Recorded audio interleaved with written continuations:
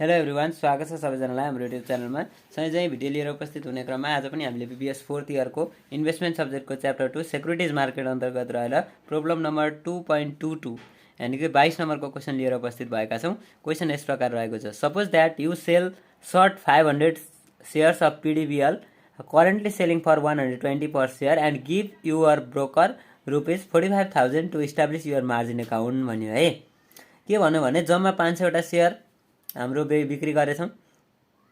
120 रुपियाँ एउटा सेयरको दाम है, 500 इन्टु 120 हुने भयो। त्यस पछाडि ई and give your broker rupees 45,000 है, 45,000 to establish your margin account. 45,000 रुपियाँ चाहिँ मार्जिन एकाउन्ट इस्टाब्लिस गर्नको लागि तत्काल दिएछौँ भनेपछि यो के भयो? इक्विटी भयो। ल, हामीले पैसा क्यास तिर्यौँ 45,000 बराबरको, यानि कि हामीले इक्विटी जम्मा गऱ्यौँ चाहिँ 45,000 को है। अनि त्यस पछाडि ए नम्बरमा भन्दैछ if you earn no interest on the fund in your margin account. Margin एकाउन्टमा चाहिँ तिमीले कुनै पनि इन्ट्रेस्ट तिर्नु परेन अथवा प्राप्त गरेनौ भने what will be your rate of return after 1 year if PDBL stock is selling at rupees 132, 120, 108 assume that PDBL pays no dividend भन्दैछ क्या।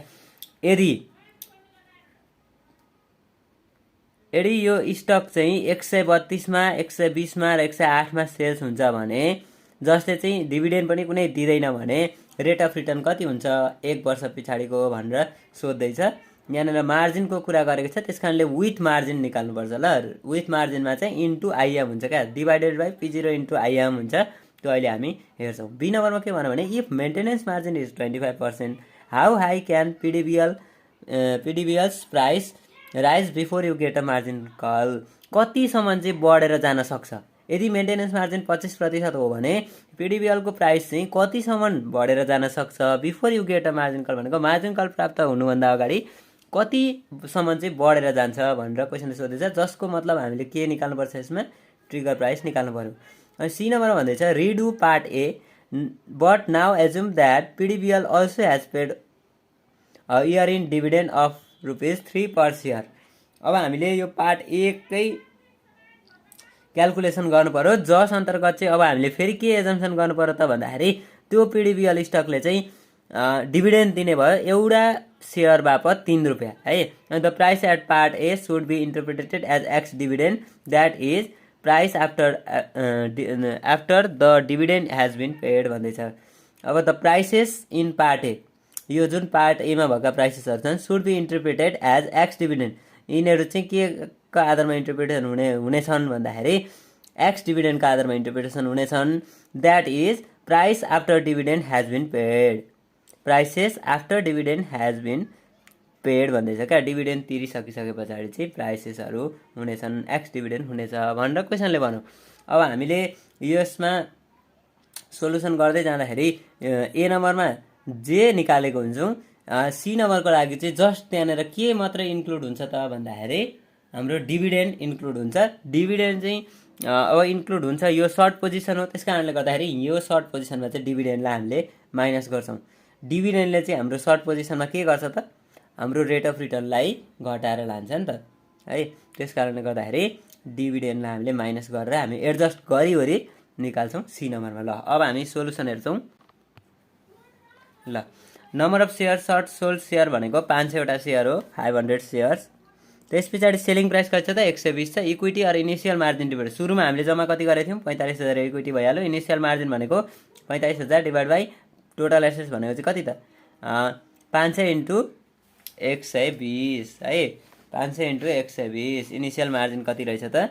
75% रहेछ। अब calculation of rate of return for short margin sale, rate of return निकालिदिउँ। Ending प्राइसहरू हामीलाई दिएको छ 132, 120 र 160। यो इन्डिङ प्राइस भनेको के हो? पर्चेज हो, ख्याल गरौँ है, पर्चेज हो। बिगिनिङ प्राइस भनेको के हो? सेल्स हो। यो सर्ट पोजिसन अन्तर्गत यहाँ सर्ट भनिरहेको छ नि त। अब beginning equity P0 into I'm भइहाल्यो। P0 कति? 120 इन्टु इनिसियल मार्जिन 75%, 120 इन्टु 0.75 गर्दा 90 हुन्छ। सबै यो 120 भएको कारणले यहाँ सबै 90 हुने भयो है। अब इन्डिङ प्राइस त यो दिएकै छ, हामीले यसलाई एडजस्ट गर्नुपर्ने हुन्छ। यहाँनिर कसरी भन्दा P0 minus P1 divided by P0 minus P1 divide by P0 गर्छौँ क्या। भनेको के हो? 120 माइनस 132 डिभाइड बाई 120 गर्दा -13.33% आउँदो रहेछ। त्यस्तै गरेर 120 minus 120 divided by P0 into IM। P0 into IM भनेको कति 90 गर्दाखेरि 0 हुने रहेछ। फेरि 120 माइनस 108 डिभाइडेड बाई 90 गर्दाखेरि कति हुने रहेछ 13.33% पोजिटिभ भ्यालु आउने रहेछ है। यति गरेपछि हाम्रो ए नम्बरको क्याल्कुलेसन सक्यो, जहाँ चाहिँ हाम्रो के थियो त भन्दाखेरि त्यो स्टकले चाहिँ PDBL स्टकले चाहिँ हामीलाई डिभिडेन्ड डिस्ट्रिब्युट गर्न दिएको थिएन अथवा डिभिडेन्ड चाहिँ दिएको थिएन। अब बी नम्बरमा हामीलाई के भनेको थियो यो क्वेसनमा भन्दाखेरि यदि मेन्टेनेन्स मार्जिन चाहिँ 25% हो भने कतिसम्म चाहिँ हाई हुनसक्छ त त्यो स्टकको प्राइस, जबकि त्यो हामीले मार्जिन कल प्राप्त गर्नुभन्दा अगाडि भन्दैछ क्या। मेन्टेनेन्स कल प्राप्त गर्नुभन्दा अगाडि चाहिँ कति अथवा मार्जिन कल प्राप्त गर्नुभन्दा अगाडि चाहिँ त्यो स्टकको प्राइस कतिसम्म हाई भएर जान सक्छ भनेको थियो। त्यसमा चाहिँ हामीले के गर्छौँ त ट्रिगर प्राइस निकालिदिन्छौँ है। ट्रिगर प्राइस निकालौँ। अब if maintenance margin is 25% the stock price that will trigger a maintenance call is given by short पोजिसनमा हो, त्यस कारणले 1 + IM divide by 1 + MM into P0 1 + 0.75 divide by 1 + 0.25 into 120 गरिदिने ₹168 आउँदो रहेछ। अनि hence the stock price can rise up to ₹168 before we receive a margin call. हामीले margin call प्राप्त गर्नुभन्दा अगाडि कहाँसम्म हाई जाँदो रहेछ त भन्दा 168 को पोइन्टसम्म चाहिँ हाइएस्ट भएर जाने रहेछ स्टकको प्राइस है।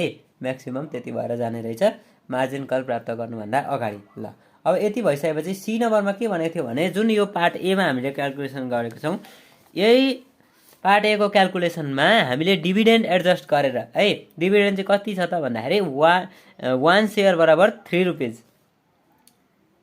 1 सेयर बराबर 3 रुपिज छ भनेपछि 500 सेयर बराबर चाहिँ कति भयो त 1500 भयो। 1500 लाई चाहिँ एडजस्ट गरेर अथवा अब हामीले यहाँनिर के गर्न सक्छौँ त भन्दाखेरि हामी यहाँ एउटा सेयरको गरिरहेछौँ भनेपछि यहाँ पनि इन्डिभिजुअल सेयरको डिभिडेन्ड भनेर 333 एडजस्ट गर्छौँ, राखिदिन्छौँ। किनभने हामीले टोटल त गरे होइन नि त, जस्तो 500 सेयरको हो 500 इन्टु 132 गरे होइन, 500 इन्टु 120 गरे होइन, यो चाहिँ पर सेयरको निकाल्दैछौँ क्या। Ending price per share, beginning price per share, beginning equity per share, rate of return चाहिँ अनि यसरी आएको छ भनेपछि हामीले यहाँनिर पर सेयरको रूपमा राख्दाखेरि कति राख्छौँ त भन्दाखेरि डिभिडेन्डलाई 3 राखिदिन्छौँ। त्यो 3 राखेर अब हामी एडजस्ट गरेर हाम्रो भ्यालुहरू निकाल्छौँ, कति आउँदो रहेछ हेरौँ है। ल calculation of rate of return for short margin sale if the stock pays cash dividend of ₹3 per share. 3 रुपियाँ चाहिँ एउटा सेयरको तिर्छ क्यास डिभिडेन्डको रूपमा भने हाम्रो रेट अफ रिटर्न कति हुन्छ अब हेरौँ। यो त सेम भइहाल्यो, इन्डिङ प्राइस, बिगिनिङ प्राइस र बिगिनिङ इक्विटी हाम्रो सेम हुन्छ। जस्ट आउने भनेको के हो त क्यास डिभिडेन्डको कोलम थपिन्छ, रेट अफ रिटर्नमा P0 माइनस P1, यो भनेको purchase price minus sales price minus purchase price minus D1 भनेको cash dividend divide by P0 into IM गरिदिन्छौँ।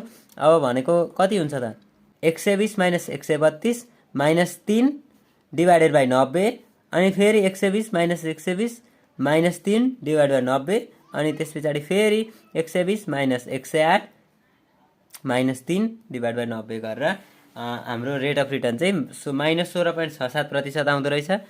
फर्स्टमा 132मा हामीले किन्दाखेरि अथवा इन्डिङ प्राइस 132 भएको बेलामा, 120 भएको बेलामा माइनस 3.33 हुँदो रहेछ रेट अफ रिटर्न र 108 भएको बेलामा चाहिँ 10% रिटर्न हुँदो रहेछ, पोजिटिभ हुँदो रहेछ है 108 भएको बेलामा चाहिँ। यसरी हाम्रो यो क्याल्कुलेसन सकिन्छ है, यो क्याल्कुलेसन सकिन्छ। तपाईँहरूलाई यो भिडियो कस्तो लाग्यो मन परेमा लाइक, कमेन्ट, सब्सक्राइब अनि आफ्नो साथीहरूलाई सेयर गर्न नबिर्सिनु होला। च्यानलमा नयाँ हुनुहुन्छ भने च्यानल सब्सक्राइब गरेर नजिकै रहेको बेल आइकन क्लिक गरिदिनु होला, ताकि हामीले अपलोड गरेको नयाँ भिडियोहरू नोटिफिकेसन मार्फत तपाईँहरूलाई तुरुन्त प्राप्त हुनेछ। हस्, थ्याङ्क यू।